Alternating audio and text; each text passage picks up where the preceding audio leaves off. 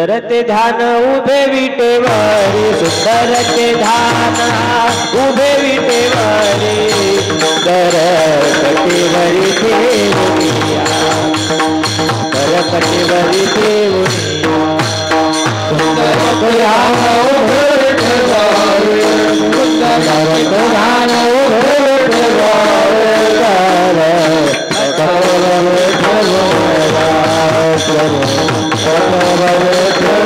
कर तुलसी हर गला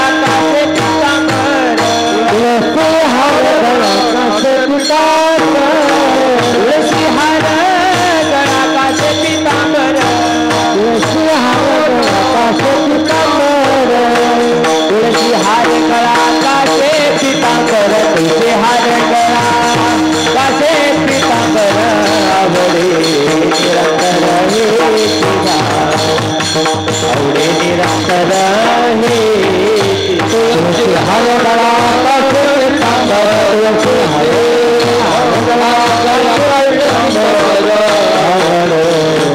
गला कासे पीतांबर तुलसी हर गला कासे पीतांबर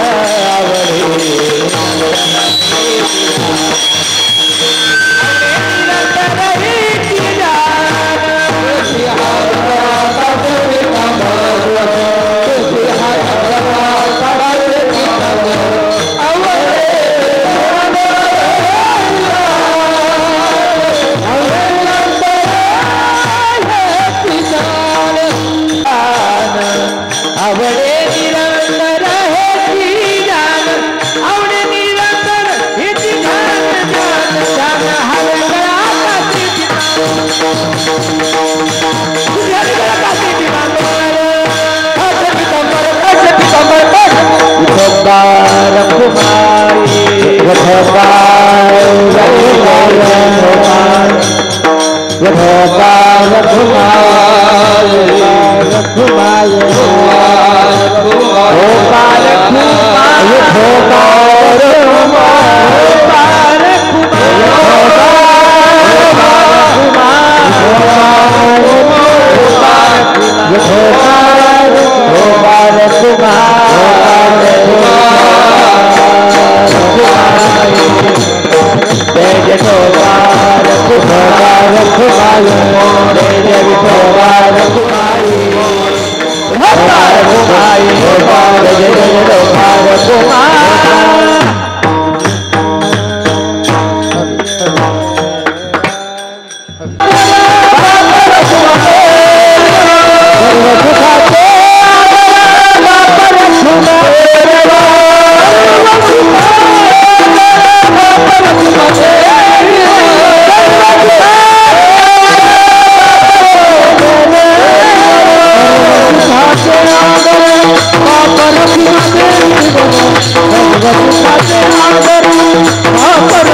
कासे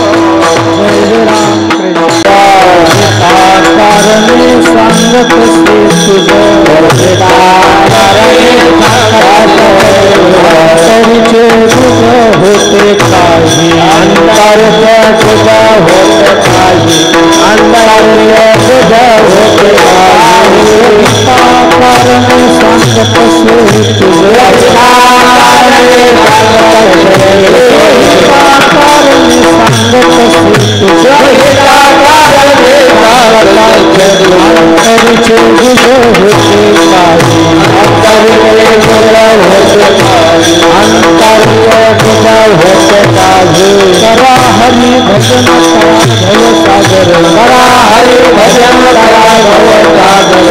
आवडे भजन कराल भव सागर हरि भजन भवसागर उतरिला पहिलं पार पांडुरंग उतरिला पहिलं पार पांडुरंग उतरिला पहिलं पार पांडुरंग कृपा नारायणी केली मजवरी कृपा नारायणी कृपा नारायणी केली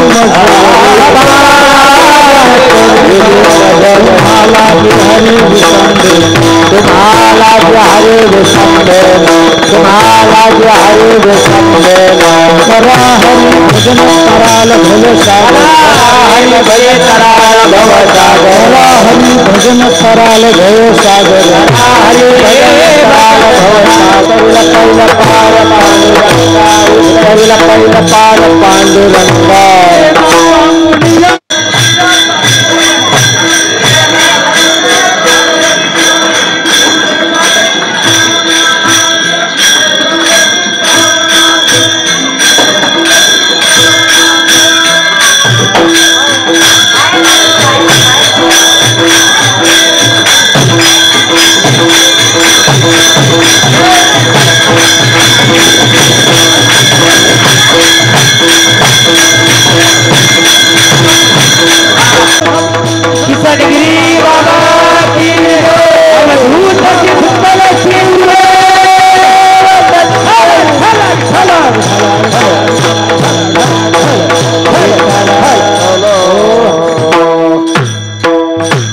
सांगत से तुझ स्वहिता कारणे सांगत से तुझ अंतरीचे गुज होते काही करा हरी भजन तराल भवसागर अन उतरील पैल पार पांडुरंगा कृपा नारायणे केली मजवरी तुम्हा लागी हरी विसंबेना करा हरी भजन तराल भवसागर उतरील पैल पार पांडुरंग सेना सांगून या जातो वैकुंठासी तिथी ते द्वादशी श्रावण मास करा हरी भजन तराल भवसागर उतरील पैल पार पांडुरंग पांडुरंगा करो प्रथम नमन पांडुरंगा करो प्रथम नमन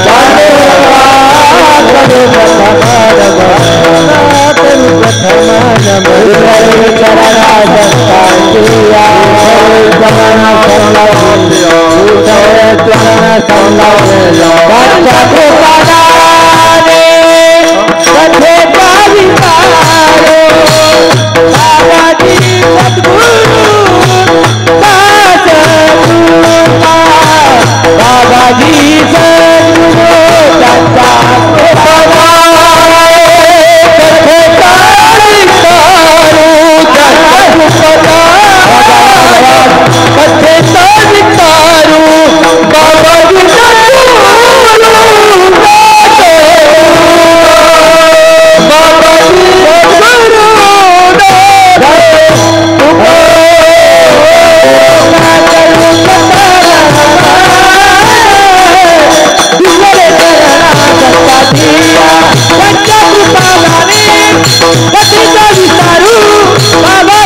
सद्गुरु दत्ता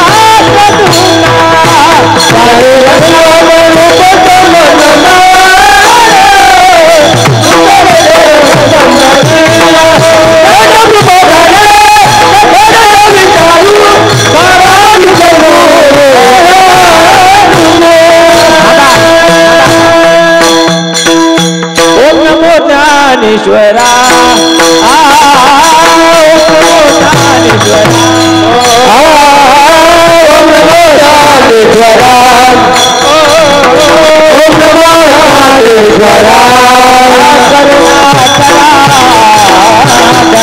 करुणा करा दया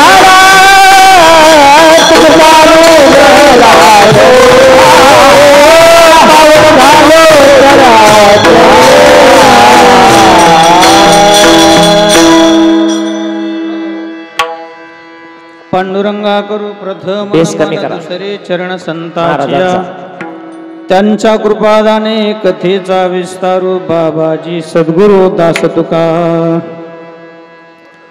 ओम नमो ज्ञानेश्वरा करुणाकरा दयाळा तुमचा अनुग्रह लाधलो पावन झालो चराचरी मनोजवम मारुतुल्य वेगम जितेंद्रियं बुद्धिमतां वरिष्ठं वातात्मजं वानरयुध मुख्यं श्रीरामदूतं शरणं प्रपद्ये जयांचे केलिया स्मरण होय सकळ विद्येचे अधिकरण तेची वंदू श्री चरण श्री गुरूंचे ते नमस्कारुण्याता सोहिता कारणे सांगतसे तुझ अंतरीचे गुज होते काही करा हरी भजन तराल भवसागर उतरील पैल पार पांडुरंग प्रस्तुत प्राप्त प्रसिद्ध कीर्तन रूपी सेवेसाठी निवडलेला अभंग संत शिरोमणी सेना महाराज यांचाच समाधीच्या प्रकरणातील हा असणारा एक अभंग आहे। आजचा जो दिवस आहे तो अतिशय पुण्यवान असणारा दिवस आहे। ज्या तिथीला संत शिरोमणी सेना महाराजांनी आपलं असणारं शरीर अनंतात विलीन केलं तो असणारा दिवस म्हणजे श्रावण वद्य द्वादशीचा दिवस। आणि आज भगवान परमात्म्याच्या असीम कृपेने थोर साधू संतांच्या आशीर्वादाने परम पूज्य गुरुवर्य सर्वांचे श्रद्धास्थान शांती ब्रह्म गुरुवर्य भास्कर गिरीजी महाराज यांच्या कृपाशीर्वादाने परमादरणीय परम श्रद्धेय आपल्या सर्वांचे श्रद्धास्थान असणारे वेदांताचार्य देवीदासजी महाराज म्हस्के शास्त्री ज्ञानेश्वर महाराज संस्थान श्री क्षेत्र निवास हरिभक्तिप्रायण आपल्या पूर्ण महाराष्ट्रभर ज्यांचं नाव आपल्या निवासाचं नाव गाजते असे आदरणीय हरिभक्तिपरायण उद्धवजी महाराज मंडळी त्यांच्या कृपाशीर्वादाने हरिभक्तिपरायण परम आदरणीय रामायणाचार्य नंदकिशोरजी महाराज खरात यांच्याही आशीर्वादाने मार्गदर्शनाने आदरणीय हरिभक्तिपरायण संत शिरोमणी सेना महाराजांच्या कार्यामध्ये ज्यांनी संपूर्ण आपलं जीवन वाहून घेतलंय आपल्यातले आता सेना महाराजच म्हणायचे हरिभक्तिपरायण गायनाचार्य उत्कृष्ट कीर्तनकार हरिभक्तिपरायण सचिनजी महाराज पवार की ज्यांचं माध्यम तुम्हाला इतकं उत्कृष्ट असं लाभलंय की त्यांच्या माध्यमातून मी पत्रिका वाचत असताना प्रत्येक वेळेस ज्या टायमाला व्हॉट्सअपला ग्रुपवरती यायचं ही फक्त सेना महाराज म्हणजे सेना महाराज समाजापुरतं मर्यादित हे कार्य नाही आहे। हे कार्य संपूर्ण असणाऱ्या सर्वांना एकत्रित येऊन संत कोणा एका समाजापुरते नसतात, संत समाजाचा सगळ्या जगताचा उद्धार करण्याकरता आलेले असतात। म्हणून ते लिहिलेलं मला फार छान पद्धतीने आवडलं। संत सेना महाराजांच्या वतीनं समाजाच्या वतीनं असं नाही म्हटलं बरं का, प्रत्येक पत्रिका ज्या टावेला पावती दिली जायची देणगी या ठिकाणी संपूर्ण असणाऱ्या आपल्या निवासाने तालुक्यापुरतं मर्यादित नाही, अनेक ठिकाणाहून या ठिकाणी देणगी आली आणि एवढं मोठं कार्य या ठिकाणी संत शिरोमणी सेना महाराजांचं या ठिकाणी मंदिर उभं राहिलं। काही कालानंतर इथं मूर्ती स्थापना देखील होईल आणि त्याकरता फार मोठं योगदान आपणा सर्वांचं आहे। सर्वांच्या चरणी एकदा विनम्र भावाने तुम्हाला दंडवत करतो। अनेकांनी या ठिकाणी योगदान दिले आणि जे जे कोणी राहिले असतील त्यांनी मात्र देण्याकरता कोणी चुकू नये। संत कोणतेही असो पण प्रत्येक संतांमध्ये जिथं जिथं काही कार्य होतं तिथं आपला योगदान असलं पाहिजे, कारण आपण हे कुठून आणलेलं नाही, हे सगळं आपल्याला संत महात्म्यांच्या भगवंताच्या कृपेने मिळालेलं आहे। म्हणून प्रत्येक आणि ज्ञानोबरायाने अखिल सर्व समाजाला एकत्रित करण्याचं कार्य ज्या ज्ञानोबरायांनी केलं त्या ज्ञानोबरायांच्या या नेवासा नगरीमध्ये जसं त्यावेळेस मिळविली मांदी वैष्णवांची, तर मला असं वाटतं सगळ्यांच्या दृष्टीनं आजही ज्ञानोबरायला अशी इच्छा असेल की सगळ्या संतांचे मंदिर या ठिकाणी व्हावेत. आणि म्हणून मला इथं सेना महाराजांचं मंदिर आता या ठिकाणी उत्तम अशा प्रकारे उभं राहिले. गेल्या वर्षी भूमिपूजन करायला आमचे महाराज मंडळी बरेच होते. संत गोरोबा काकांच्या मंदिराचं भूमिपूजन देखील झाले. संत सावता महाराजांच्या मंदिराचं भूमिपूजन देखील झालेलं आहे. नरहरी महाराजांचं मंदिर आता भव्य दिव्य स्वरूपात उभं आहे. म्हणजे अखिल सर्व संत मंडळी ज्या ज्ञानोबरायांनी एकत्र केले ते आज सर्व संत मंडळीचे मंदिर या ठिकाणी नेवासा नगरीत होत आहेत. त्याबद्दल खरंच आपल्या सर्वच मंडळींचे मानावं लागेल की सगळ्याच मंडळींना मनापासून या ठिकाणी कोणताही भेदभाव मनामध्ये न धरता सगळ्या संतांचे मंदिरं, सगळे संत हे आपले आहेत. आणि म्हणून अशा पद्धतीनं गोड असं सहकार्य सर्वांनी या मंदिरासाठी केलं आहे. म्हणून सर्वांना धन्यवाद द्यायचेत. आता वेळ कमी असल्यामुळं आदरणीय सर्व गुणीजन महाराज मंडळी सरळ सरळ आमचे जेवढे काही आता प्रेमाचे मंडळी आहे उल्लेख करत असताना 10-5 उल्लेख करील, एखाद्या वेळेस 4-2 राहून जातील. तर त्या ठिकाणी काय होईन, एका म्हणता भले दुजे सहजचे निंदिले, गीता नाम विठोबाची पर्वत जळती पापाची. हा, इथं आल्यानंतर पाहिलं म्हणलं आता एवढ्या टायमात अभंग कसा सोडायचा आणि परत चरित्र कसं मांडायचं. मग ऐन वेळेला आपण हे नियोजन केलं आणि म्हणून या ठिकाणी अभंग निवडलाय संत शिरोमणी सेना महाराजांचा. मृदुंग वादक हरिभक्तीपरायण योगेश महाराज, गायनाचार्य हरिभक्तीपरायण आमचे गाडेकर महाराज, अलीकून हरिभक्तीपरायण आमचे पालखी सोहळ्याचे चोपदार, ज्यांना सर्वात मोठा मान त्या ठिकाणी आहे की त्यांनी सर्व दिंडीचं नियोजन त्या ठिकाणी पाहिलं बरं का. म्हणून पालखी सोहळ्याचे चोपदार असणारे आमचे हरिभक्तीपरायण गणेश महाराज अरगडे, अलीकून तुम्ही सांगत चला आता पटापटा, म्हणजे 1-5 मिनिटात होऊन जातील. कसे उल्लेख आले का? सचिन महाराजांनी या ठिकाणी मिळविली मांदी वैष्णवांची बरं का. हरिभक्तीपरायण गायनाचार्य, ज्यांनी सुंदर अशी कथा देखील देवगडा त्या ठिकाणी केली. ही जोड असणारी म्हणजे अगदी बंधूची जोड आहे. अशा प्रकाराने सर्वच मंडळी या ठिकाणी, हरिभाऊ महाराज आहेत, बाबासाहेब महाराज आहेत, इकडून सगळे आपले नेवासा बुद्रुक, नेवासा खुर्द, आता गाव घेतलं तरी चालेल आहे का नाही, बहिरवाडी, धामोरी आणि भालगाव, उस्तळ, सर्व मंडळी या ठिकाणी आहेत. म्हणून उल्लेख आता सरळ सरळ असा करूया. 5 तासात ही सेवा आपल्याला समाप्त करायची असल्यामुळं संत शिरोमणी सेना महाराज आपल्याला या ठिकाणी सुहिताच्या बद्दल, आपल्या जीवनामध्ये आपलं सुहित आपण बघितलं पाहिजे. तसं पाहिलं, मनुष्य जन्माला आल्यानंतर आपल्यावरती काही जबाबदाऱ्या आहेत. त्यापैकी पहिली जबाबदारी आहे ती राष्ट्रहिताची, दुसरी जबाबदारी आहे ती सामाजिक हिताची, तिसरी जबाबदारी आहे ती पर्यावरण हिताची, चौथी जबाबदारी आहे ती कौटुंबिक हिताची आणि 5वी जबाबदारी आहे ती स्वहिताची. विठ्ठल विठ्ठल.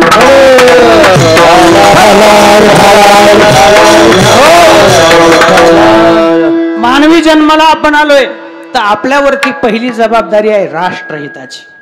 राष्ट्रहित हे प्रत्येकाने बघितलंच पाहिजे. आणि आपण भारतात जन्माला आलोय तर आपण राष्ट्रहिताचा विचार निश्चितच केला पाहिजे. एक सुविचार हिंदीतला मी वाचला होता, त्यामध्ये असं म्हटलंय, पानी ना हो तो नदियां किस काम की, आंसू ना हो तो आंखें किस काम की, दिल ना हो तो धड़कन किस काम की, अगर हम वतन के काम ना आए तो जिंदगी किस काम की. विठ्ठल विठ्ठल.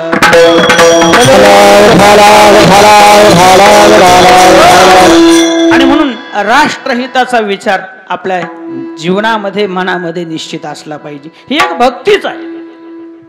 आदरणीय स्वर्गीय आपले माजी पंतप्रधान अटल बिहारी वाजपेयी यांचे सदनातले वाक्य आहे, आजही कानात गुंजल्यासारखे आहेत, आजही डोळ्यासमोर येतात. ते म्हणायचे, भारत इतना सुंदर है, भारत इतना सुंदर है कि ये भारत में जो कुछ है ये वंदन की भूमि है. ये भारत एक वंदन की भूमि है, अभिनंदन की भूमि है. ये अर्पण की भूमि है, ये तर्पण की भूमि है. इसका बिंदु बिंदु हमारे लिए गंगाजल है, इसका कंकर कंकर हमारे लिए शंकर है. हम जिएंगे तो भारत के लिए और मरेंगे तो भारत के लिए.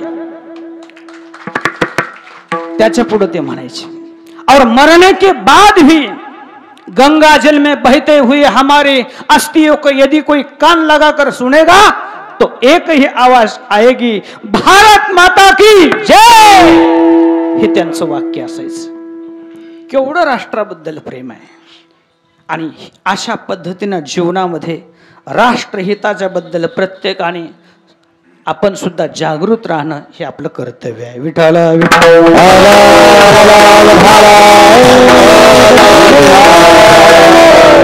उच्चारलं काय, भारत माता की जय. आपला भारतच एक असा आहे की ती माता म्हणून आपण त्या ठिकाणी उच्चारले.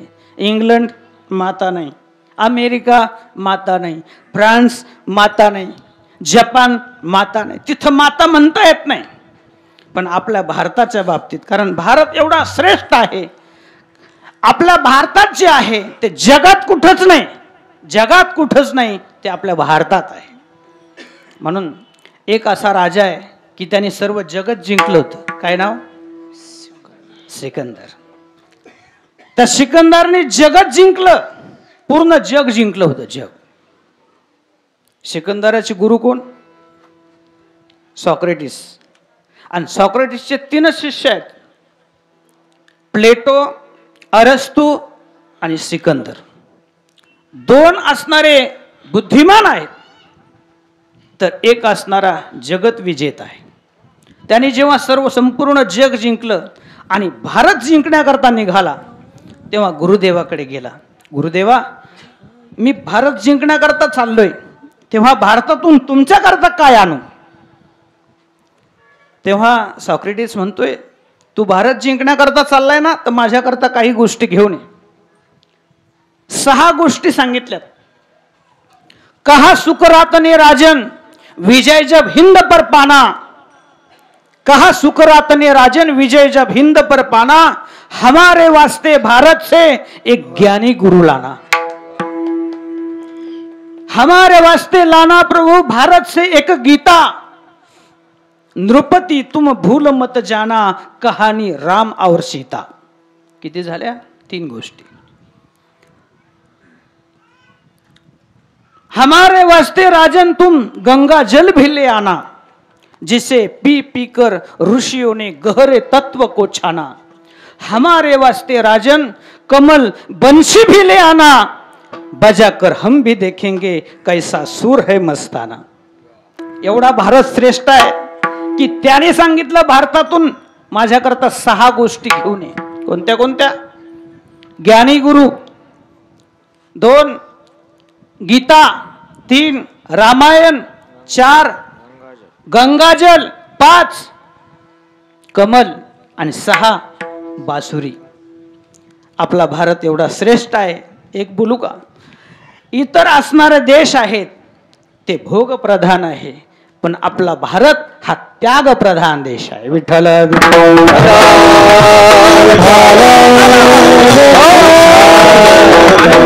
पण आपल्या भारताचा प्रॉब्लेम एक आहे, आपल्याला बाहेरून धोका नाही, आपल्याला धोका आतून आहे.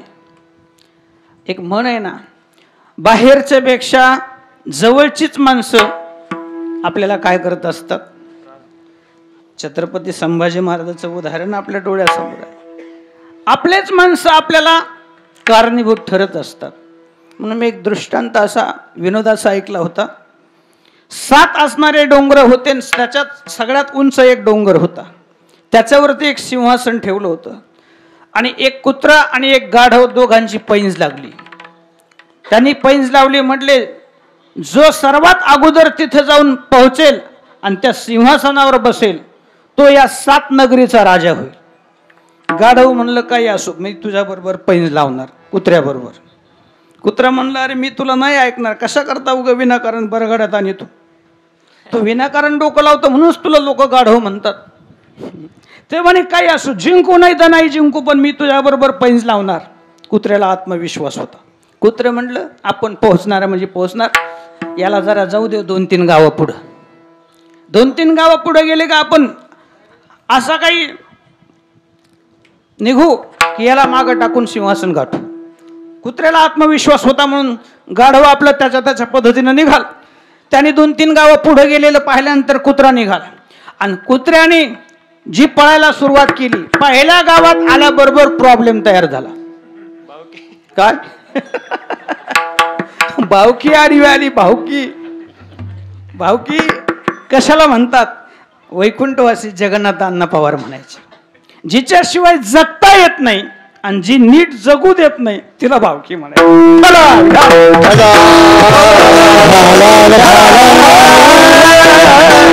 आणि मग ती भावकी आडवी आली महाराज. कोणी कान धरलाय, कोणी पोट धरलंय, कोणी त्याचा पाय धरलाय, कोणी शेपटी चावतय. पण कुत्र जरा बलशाली होतं. त्याने सगळ्याला प्रतिकार करून पाठीमागं लावलं. दुसऱ्या गावात आलं, दुसऱ्या गावात पुन्हा तोच प्रॉब्लेम. तिसऱ्या गावात आला, पुन्हा तोच प्रॉब्लेम. 4, 5, 6, 7 गावं ओलांडेपर्यंत त्याचे नाकी नऊ आले.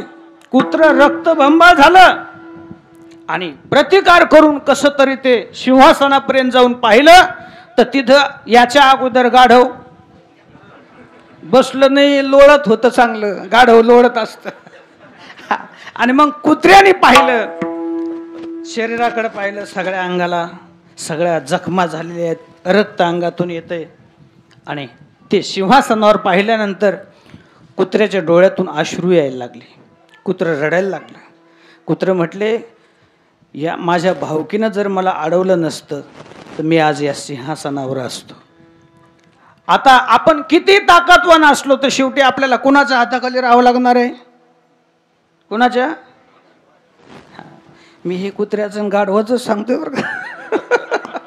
वास्तविक पाहता आपण प्रत्येकाने राष्ट्रहिताचा विचार केला पाहिजे. म्हणून पहिलं आपल्या जीवनात जर जबाबदारी असेल तर राष्ट्रहिताची, दुसरी जबाबदारी आहे ती सामाजिक हिताची. आणि सामाजिक हितामध्ये जर सगळ्यात मोठं कार्य कोणी केलं असेल तर संत महात्म्यांनी केलंय. विठ्ठल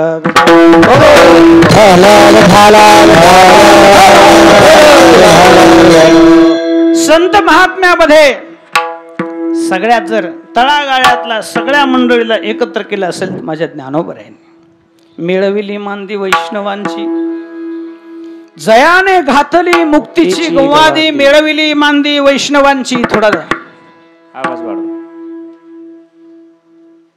म्हणून एक राजा होता आणि त्या राजाने परिषद भरवली. जगामध्ये सगळ्यात योगदान कुणाचं आहे?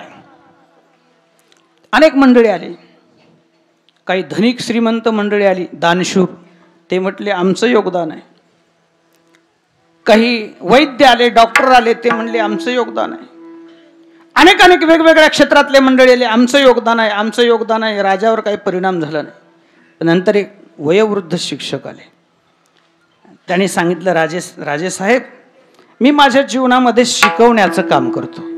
चेहरा तेजस्वी होता, अतिशय चेहऱ्यावरती प्रसन्नता होती. राजाने त्या शिक्षकाकडे पाहिलं आणि खाली उतरला राजा सिंहासनाच्या. दर्शन घेतलं आणि त्यांना सिंहासनावर बसवलं आणि घोषित केलं सगळ्यात जास्त जर योगदान असेल तर ते शिक्षक मंडळींचं आहे. शिक्षक मंडळीचं आहे.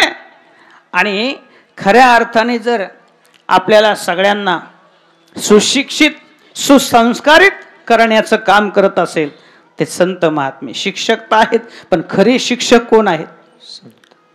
जे सायास करून शिकवतात. करोनी सायास शिकविती, सहज बोलणे हित उपदेश, करुणी सायास शिकविती, आणि ते संत महात्मे आहे. पण दुसरं सामाजिक हिताचं जर कोणी विचार केला असेल तर सामाजिक हितामध्ये प्रत्येक संतांनी ज्याच्या त्याच्या पद्धतीनं प्रत्येकाला परमार्थिक साधनेला लावून मनुष्य जन्माची इतिकीर्तव्यता सांगितली असेल तर संत महात्म्याने दुसरं हित आहे सामाजिक हित. तिसरं हित आहे पर्यावरण हित.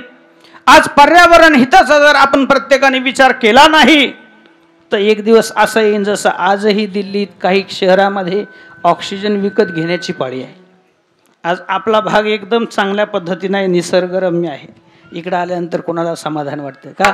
कारण सगळ्या गोष्टी झाडं झुडपं आहेत, आणि हे झाडं वास्तविक पाहता झाडं नाहीत, ते वास्तविक देव आहेत की नाही देव? तुकोबराय सुद्धा म्हणलेत, येणे येणे सुखी आम्हा एकांताचा वास, वृक्षवल्ली आम्हा सोयरी वनचरे, वृक्षवल्ली आम्हा सोयरी वनचरे. आपण प्रत्येक झाडाला देव मानतो. आहा आहा रे भाई समुद्र नव्हे जळ, आहा आहा रे भाई वृक्ष नव्हे वड पिंपळ, आहा आहा रे भाई तुळशी रुद्राक्ष नव्हे माळ, आहा आहा रे भाई तुळशी रुद्राक्ष नव्हे माळ. वास्तविक ते कोण आहेत? तर ते सर्व देवाचे रूप आहे. म्हणून आपण झाडाला सुद्धा देव मानतो की नाही? महिला मंडळी एका झाडाची पूजा करतात वर्षातून. झाड म्हणून करतात का देव म्हणून करतात? देव म्हणूनच करतात. कशा करता करतात? हेच गिऱ्हाईक दर पुन्हा अनेक जन्मात भेटावं म्हणून का? असं आहे का? त्याचं कारण वेगळंच आहे बरं का. एक कविता काढली त्याच्यावरती एकाने, आणि इतकी सुंदर काढली, त्याच्यात पर्यावरणाचं हित सांगितलं बरं का.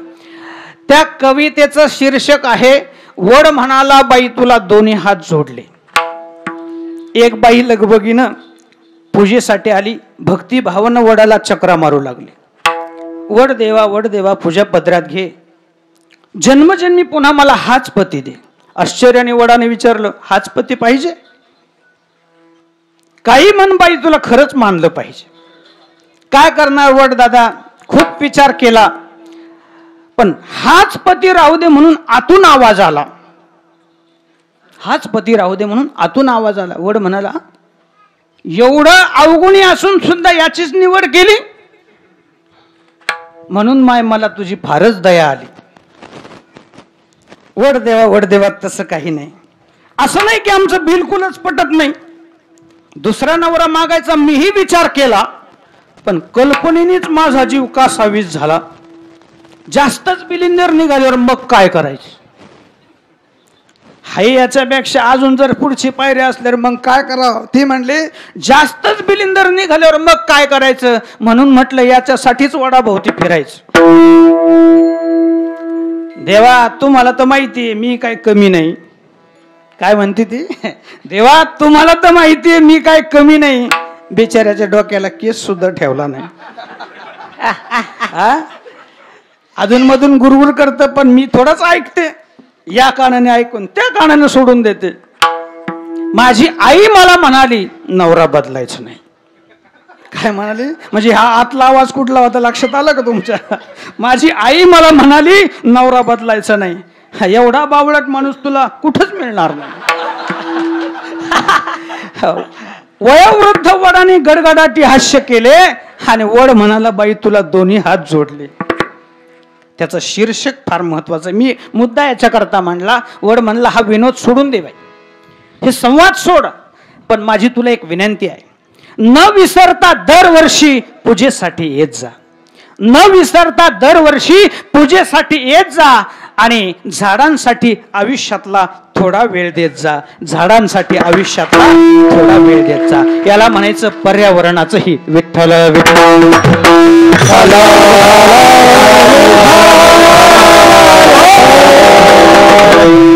तिसरं हित आहे, चौथं हित आहे ते कौटुंबिक हित.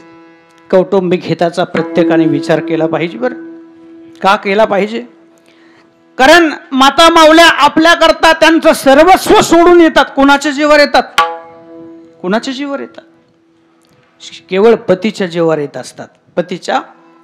आणि त्याने जर त्या कुटुंबाचा जर विचार करत नसेल, त्या कुटुंबाला जर सुख देत नसेल, पाहिजे सर्व गोष्टी पुरवत नसेल, तर त्याच्या जीवनात काय फायदा. म्हणून कुटुंबाचा विचार प्रत्येकाने केला पाहिजे. आमच्याकडे मुलं असायचे, मुलं पाहतो आपण, सोडवायला आल्यानंतर ते काय कायमचे नसतेत हो. 4-2 वर्ष राहण्याकरता आलेली मुलं, परंतु धाय मोकलून रडतात. कोणी अंग टाकतंय, कोणी काय करतंय. मग आम्ही त्याच्याहून विचार करतो, 4 वर्ष 2-5 वर्ष राहण्याकरता आलेला मुलगा, तर त्या आईवडिलाच्या प्रेमाने एवढा कासावीस होऊन एवढा अंतकरण त्याचं तुटतं, तर जिला आयुष्यभराचं कायमस्वरूपीचं घर, आईवडील, सर्व कुळ सगळं काही सोडून त्याला इकडे यायचं, तिला काय सामान्य दुःख होत असेल. पण केवळ आपल्याकरता आलेले असते, तर मग आपण तिचा विचार केला पाहिजे. थोडासा विचार आपल्या जीवनात झाला पाहिजे. का? कारण देह त्यांचा असतो, पण हळद तुमच्या नावाची, कपाळ त्यांचं आहे, कुंकू तुमच्या नावाचं, गळा त्यांचा आहे, पण मंगळसूत्र तुमच्या नावाचं, मनगट त्यांचे आहेत, पण चुडा तुमच्या नावाचा, पाय त्यांचे आहेत, पण पैजण तुमच्या नावाचे, बोट त्यांचे आहेत, पण जोडवे तुमच्या नावाचे. मग हे जर आशीर्वाद, पाया जरी वडीलधाराच्या एखादी बाई पडली, तर आशीर्वाद तिला नाही मिळत, आशीर्वाद तुम्हाला. अखंड सौभाग्यवती भव, म्हणजे तुम्हाला बाधच नाही, आयुष्याला भांगच नाही. म्हणजे म्हणण्याचा अर्थ असा आहे, तिचं जीवन सर्वस्व जर पती करत असेल. भक्तीचं वर्णन करताना सुद्धा तुकोबरांनी काय दृष्टांत दिलाय, पतिव्रते जैसा भ्रतार प्रमाण आम्हा नारायण तैशा परी. अशा पद्धतीनं जर तिचं जीवन असेल, तर आपण प्रत्येकाने कुटुंबाची सुद्धा हिताची काळजी केली पाहिजे. ही आपली जबाबदारी. हे कौटुंबिक हित आहे. कौटुंबिक हित आपण, तुकोबरांनी सुद्धा कुटुंबाबद्दल जर जबाबदारीने राहत नसेल, तर तुकोबरांनी काही अभंगात शिव्या दिल्या म्हटले की नाही. तुकोबराय म्हणतात, काही माणसं असेत फक्त शायनिंग, कपडे चांगले कडक घालायचे, पानाचा विडा तोंडात टाकायचा, किक मारली की निघाला बाहेर. बरं, गप्पा मारायला निघाल्यानंतर तो असं हजारातून लाखात मारतच नाही, कोटीत.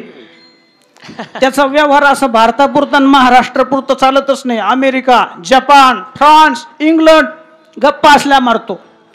पण घरी पाहिले तर चहाला साखर नसते, स्वयंपाक करायला गेलं तर तेल नसते भाजीला, गप्पा इकडला हाणतो.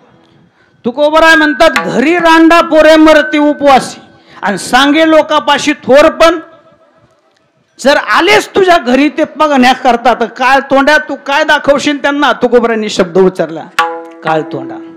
का?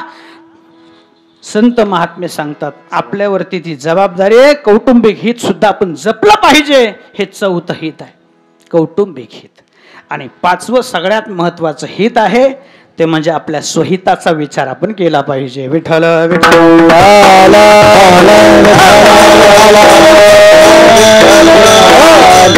आणि म्हणून जगद्गुरू संत शिरोमणी सेना महाराज या ठिकाणी आपल्या स्वहिताचा विचार सांगत असताना अभंगाच्या पहिल्या चरणात,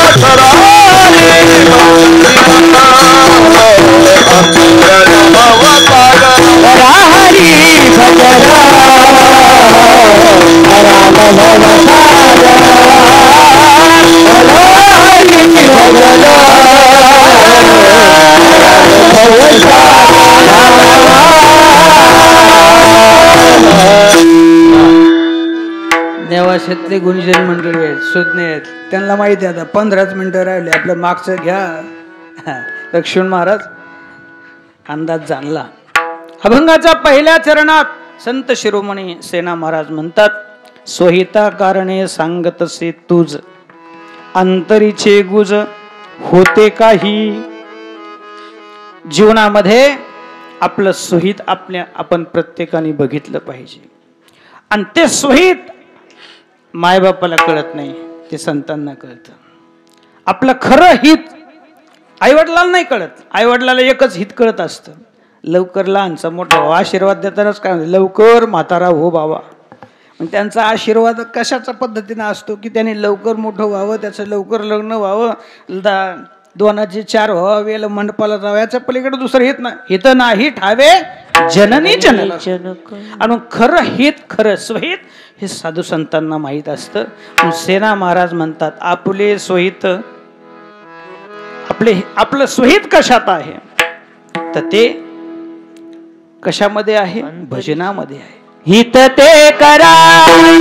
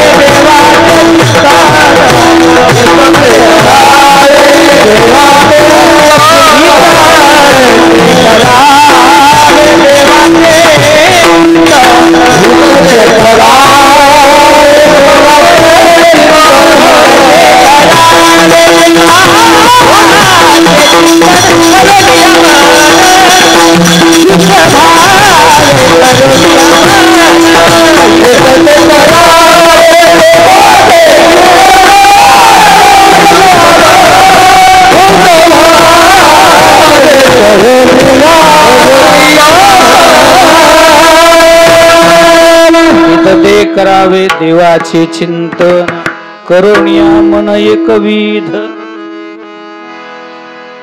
भगवान परमात्म्याच्या भजनात चिंतनामध्ये खऱ्या अर्थाने हित असल्यामुळं जर तुम्ही भजन केलं तर या भवसागरातून सहज तरुण जाल. नवे नवे पांडुरंग परमात्मा तुम्हाला पहिलं तीराला घेऊन जाईल. दुसऱ्या चरणात सांगतात, हरी भजन तराला भवसागर, करा हरी भजन तराला भवसागर, हरी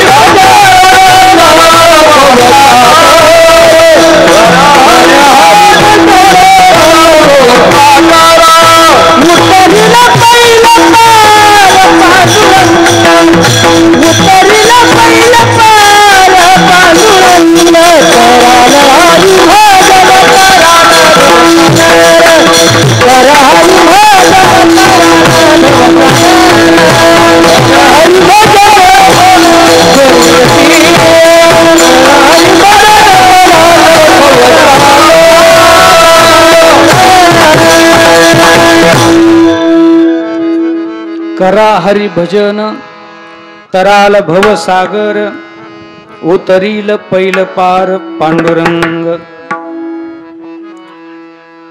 नामाच्या सहस्रवरी नावाया उधारी सदोनिया संसारी तारू झालो. भगवान परमात्म्याच्या भजनामध्ये सर्वस्व आहे, बाकी काही साधन करण्याची गरज पडत नाही. येथे एक वा भिषे महाराज, येथे एकच लीला तरले जे सर्व भावे मज भजले, हे आईलीच थडी सरले माया जाळ. वास्तविक पाहता इथं तरुण जाणारा कोण आहे, तरण्याकरता एकच उपाय, ते म्हणजे भगवंताचं भजन, भगवंताचं चिंतन, भगवंताच्या नामस्मरण. हे एक साधन सर्वात असणारं सुलभ आणि गोमट साधन आहे. इतर साधना तिथपर्यंत पोहोचतील असं नाही. आमच्या सेना महाराजांनी काय साधन केलं. सेना महाराजांच्या जीवनामध्ये आपल्याला आलेला वाटेला आलेलं कर्म, त्यांनी आपल्या आलेल्या वाटेला आलेलं कर्म व्यवस्थितरित्या पार पाडत पाडत भगवंताच्या चिंतनानं तो परमात्मा आपल्या अंकित करून घेतला. आलेल्या साधू संतांविषयी आदर, अंतकरणामध्ये अतिशय प्रेम आदर भाव आलेल्या संतांची सेवा करणं, मुखाने भगवंताचं नामस्मरण करणं आणि राज दरबारामध्ये सेवेला असताना त्यांनी त्यांच्या जीवनामध्ये आपलं कार्य करत करत, असं तुकोबराय म्हणतात, आले भागाते करीतो तुझे नाम उच्चारितो. या ठिकाणी सेना महाराजांनी आपल्या जीवनामध्ये जे साधन केलं त्या साधनेचा परिणाम असा झाला की सेना महाराज म्हणतात, माझ्या जीवनामध्ये त्या भगवंताची कृपा झाली आणि भगवंताची कृपा माझ्यावरती झाली. तसं तुम्ही जर साधन केलं तर तो परमात्मा काय तुम्हाला विसंबेल का? हे महाराज तिसऱ्या कृपा नारायणे केली माझ्यावरी, कृपा नारायणे केली माझ्यावरी, कृपा नारायणे केली माझ्यावरी, कृपा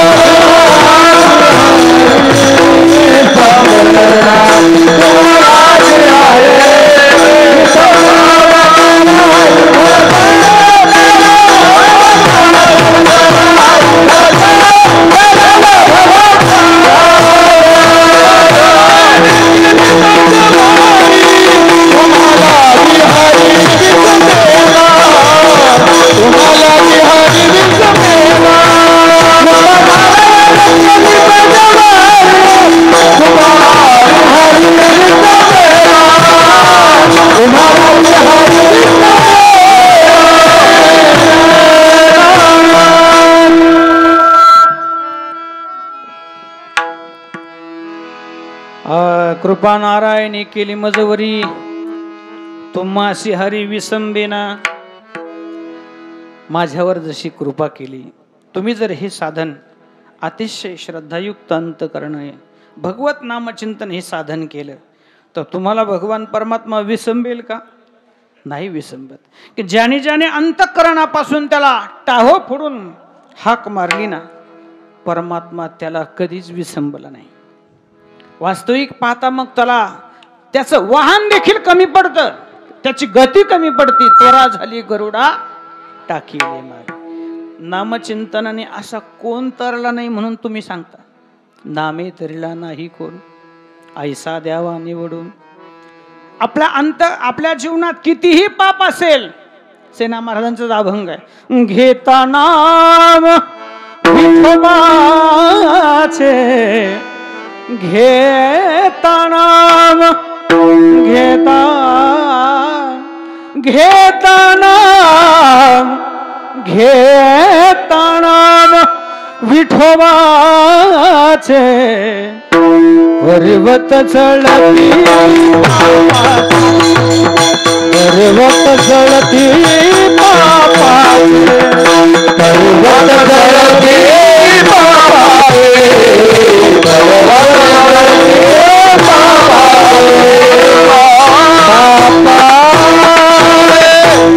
ऐसा नामाचा महिमा वेद सिनला झाली सीमा.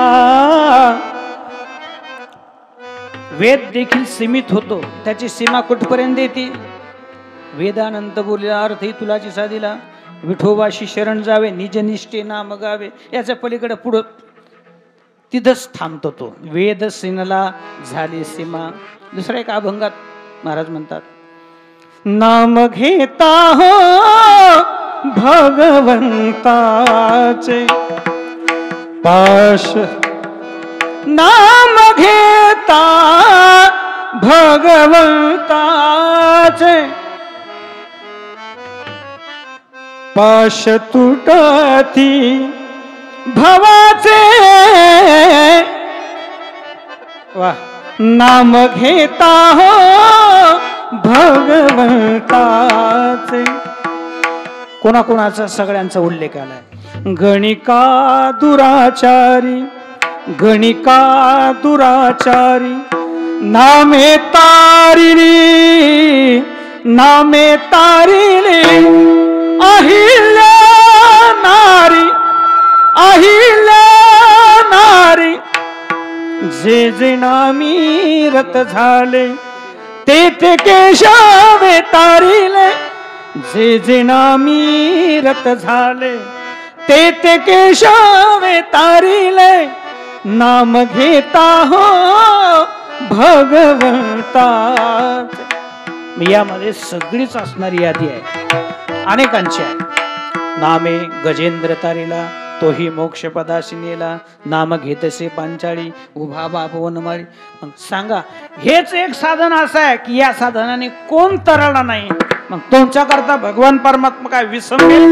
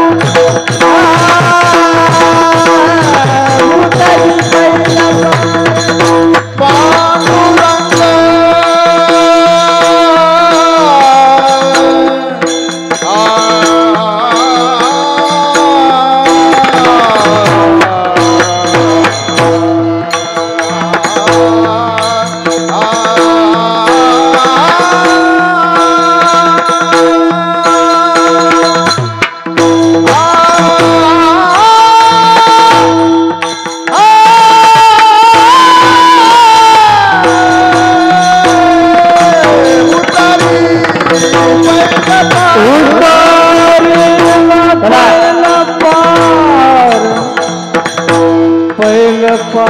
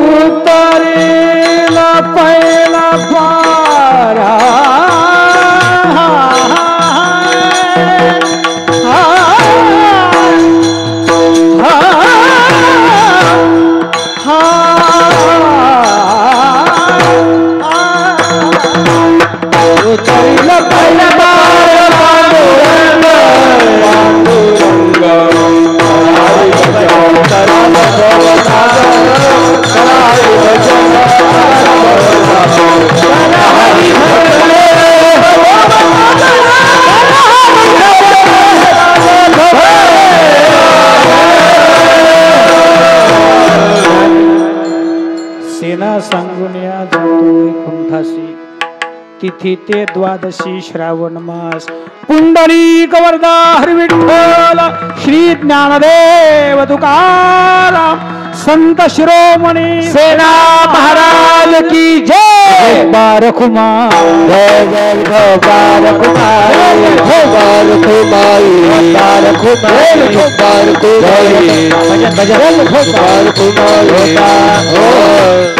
या ठिकाणी आज संत शिरोमणी सेना महाराजांच्या पुण्यतिथीच्या निमित्ताने नुसतं नेवासा तालुक्यातूनच नव्हे बडबड करणं तर आपला अहिल्यानगर जिल्हा संभाजीनगर जिल्हा अनेक तालुक्यातून अनेक जिल्ह्यातून या ठिकाणी सेना महाराजांचा भक्त परिवार या ठिकाणी उपस्थित झालाय. म्हणून आमच्या सर्वांच्या वारकऱ्याच्या वतीनं आपल्या आलेल्या सर्वच वारकरी मंडळीचे मी तुमचे स्वागत या ठिकाणी करतोय, अभिनंदन करतोय. अशीच आपल्या प्रत्येकाच्या अंतःकरणामध्ये भक्तीचा ओलावा निर्माण होत राहावा आणि या कार्यामध्ये आपण सर्वांनी सहभागी होत राहावं अशी सर्वांना या ठिकाणी प्रार्थना करतो. या ठिकाणी एक भजन महाराज सादर करतील सेना महाराजांचं, नंतर ज्ञानेश्वर महाराज. सेना महाराज इको द्या इको. जय सेना महाराज, जय सेना महाराज. श्री संत शिरोमणी सेना महाराज, जय सेना महाराज, जय सेना महाराज. श्री संत शिरोमणी सेना महाराज, जय सेना महाराज, जय सेना महाराज. श्री संत शिरोमणी सेना महाराज, श्री संत सेना महाराज, श्री संत सेना महाराज, सेना महाराज.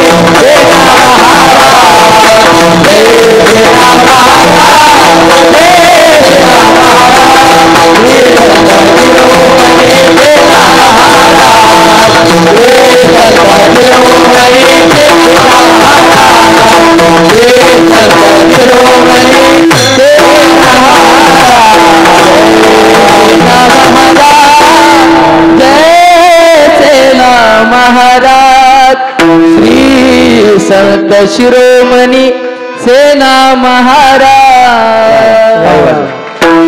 सचिन महाराज पूर्ण चरित्र या ठिकाणी या भजनातून या ठिकाणी समोर आणलं. आपल्याला या मंदिराच्या दृष्टीनं खरंच आत्ताचे हे सेना महाराज आपल्याला प्राप्त झालेत. सगळ्यांनीच मनापासून सगळ्या मंडळींनी जीव लावा बरं का आमच्या सचिन महाराजांना. आणि खरंच कार्य आहे, खूप चांगल्या प्रकारचं कार्य आहे. आणि त्यांच्या प्रेमास्तव ही सगळी मंडळी या ठिकाणी उपस्थित झाली. आदरणीय हरिभक्तीप्राय आपल्या भागाचं श्रद्धास्थान असणारे वैभव सुनील गिरीजी महाराज, राम मंदिर राम दरबार असणारे या ठिकाणी महाराज उपस्थित झालेत. महाराजांचे देखील या ठिकाणी सर्वांच्या वतीनं हार्दिक अभिनंदन करूया. सर्व गुणीजन महाराज टाळकरी गुणीजन वादक अनेक वादक मंडळी आहे, गायक मंडळी आहेत. आता उल्लेख या ठिकाणी होणं म्हणजे वेळेअभावी मी महाराजांकडे सोपवणार आहे. म्हणून झालेली सेवा भगवंताच्या चरणी संत श्री सेना महाराजांच्या चरणी त्या वाणीला या ठिकाणी विराम देतो. झालेली सेवा सेना महाराजांच्याच चरणी तुम्हा श्रोतृ सज्जन मायबाप माता भगिनी सर्वांच्या चरणी समर्पित करून सेवेला पूर्ण विराम. ज्ञानेश्वर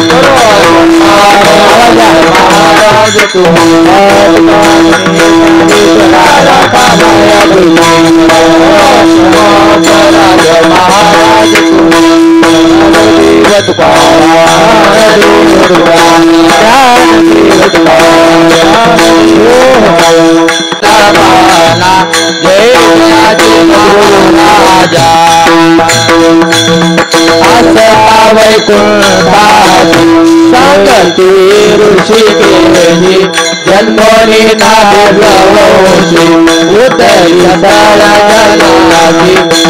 जनाची महाराजा रामानंद शंकरी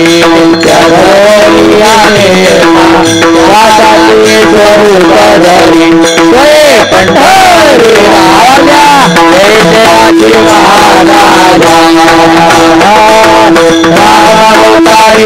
महाराजा रूपे नावारी नाना कृष्णावतारी प्रत्यक्ष महाराजा श्रावण द्वादशी गजानन करोनी मध्यानाची गेले वैकुंठ भुवना जय जयाजी महाराजा सद्गुरुदेवा जय हरी अन्य भावे मोठा कना काली प्रेमी आरती हरी तसे नामा जय जयाजी महाराजा श्री सद्गुरुदेवा हरी हरित भावे हरा गुरुनी नामा जय जयाजी महाराजा आरती तुकारा स्वामी सद्गुरु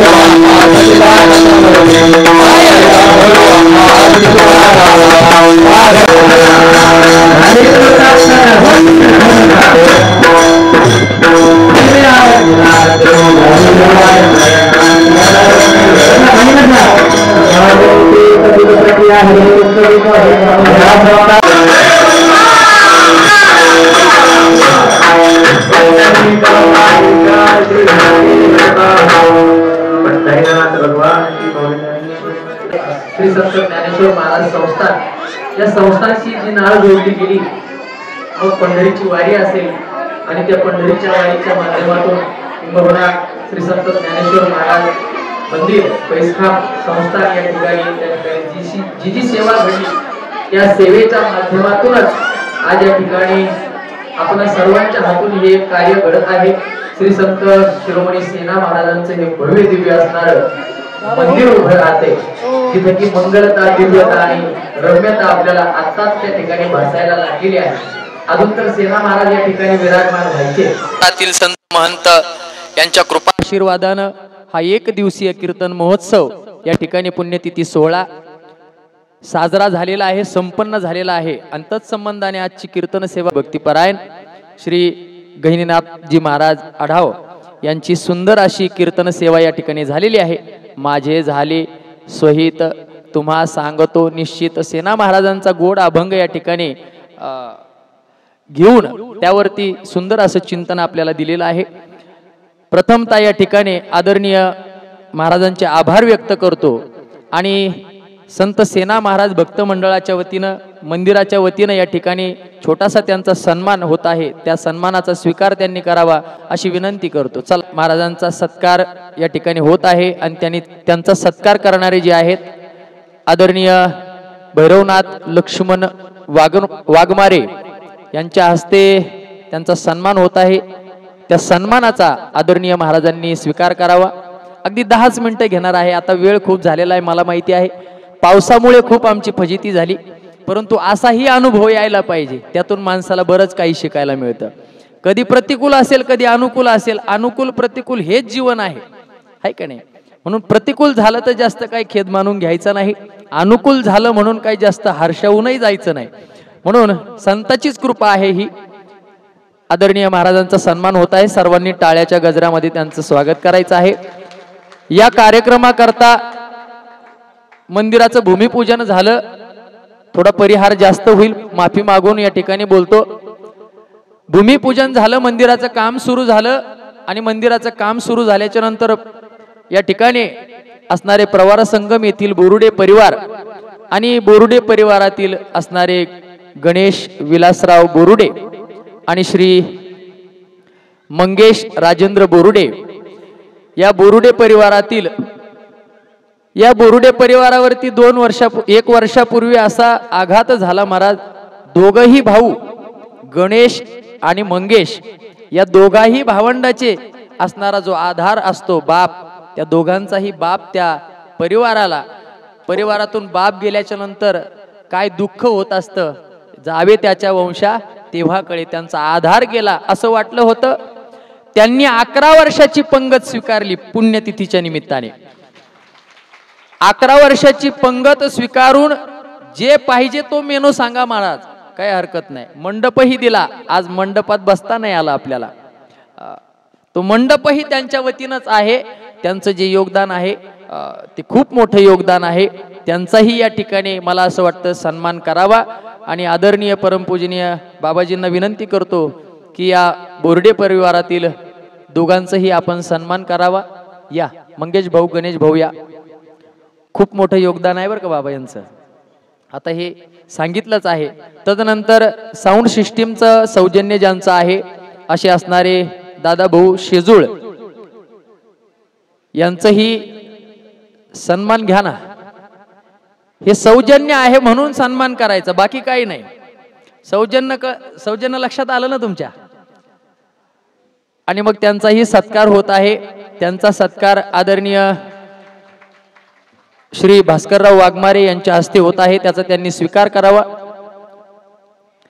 त्यानंतर जाहिरात सौजन्य जे फ्लेक्स बोर्ड आहेत, सर्व ठिकाणी लागलेली जे फ्लेक्स बोर्ड आहेत, त्या फ्लेक्स बोर्ड साठी ज्यांचं सौजन्य आहे असे असणारे रोहन संजय लोखंडे नेवासा आलेत का?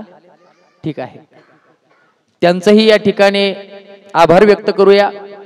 पाणी जार ज्यांचं सौजन्य आहे असे असणारे पोपटराव उत्तम मोरे बकू पिंपळगाव